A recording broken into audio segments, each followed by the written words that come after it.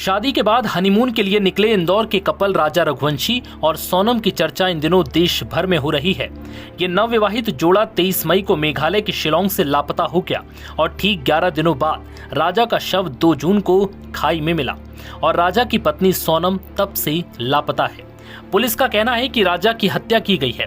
हालांकि पत्नी सोनम का अब तक कुछ पता नहीं चल पाया। राजा के भाई विपिन रघुवंशी को आशंका है कि सोनम का अपहरण भी हो सकता है।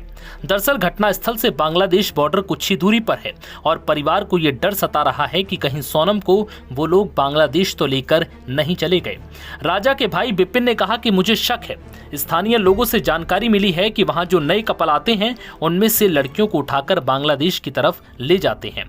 वहीं अब इस मामले में एक और खुलासा हुआ। दरअसल एक टूरिस्ट गाइड अल्बर्ट पडे ने बताया कि उसने सोनम और राजा को 3 अन्य लोगों के साथ देखा था।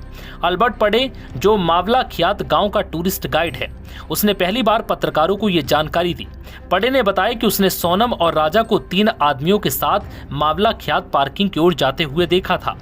पडे ने बताया कि 22 मई की शाम को उसने सोनम और राजा से बात की थी और उनसे पूछा था कि क्या उन्हें गाइड की जरूरत है, लेकिन उन्होंने मना कर दिया। ये जोड़ा शिलोंग से किराए पर 2 पहिया वाहन लेकर मावला ख्यात पहुंचा था। ये गांव नोंग रियात में डबल डेकर रूट ब्रिज का मुख्य प्रवेश द्वार है। पडे ने बताया कि उसने सोनम और राजा को अगले दिन सुबह करीब 10 बजे देखा, जब वो डबल डेकर रूट ब्रिज की ओर जा रहा था। दोनों पार्किंग की ओर जा रहे थे। सोनम राजा से पीछे चल रही थी और राजा 3 टूरिस्टों के साथ दोस्ताना बातचीत कर रहा था और वो हिंदी में बात कर रहे थे। जब पडे से पूछा गया कि क्या उसने कुछ संदिग्ध देखा, तो उसने कहा कि मैं कह नहीं सकता क्योंकि वो हिंदी में बात कर रहे थे जो मुझे ज्यादा समझ नहीं आती। पडे ने कहा कि अगर वो अंग्रेजी में बात कर रहे होते तो शायद मैं कुछ समझ पाता, लेकिन जब वो लौट रहे थे तो मैंने जोड़े से बात नहीं की क्योंकि उन्हें गाइड की जरूरत नहीं थी। इस घटना के बारे में बात करते हुए उन्होंने कहा कि हमें बुरा लग रहा है क्योंकि हमने बचपन से अपराध की ऐसी घटनाएं नहीं देखी। हम भगवान से डरते हैं।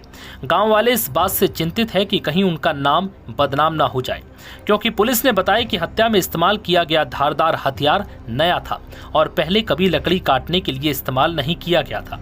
इस बीच दूसरे गाइड वानसाई ने बताया कि जोड़े ने उसे लिविंग रूट ब्रिज के पास एक गेस्ट हाउस में छोड़ने के लिए किराए पर लिया था। उन्होंने कहा कि राजा अंग्रेजी में ज्यादा बात नहीं करते थे, सोनम ज्यादातर बात कर रही थी। उन्होंने आगे कहा कि जोड़े ने उनकी सेवाएं लेने से इनकार कर दिया क्योंकि उन्होंने दावा किया कि वो रास्ते को जानते हैं।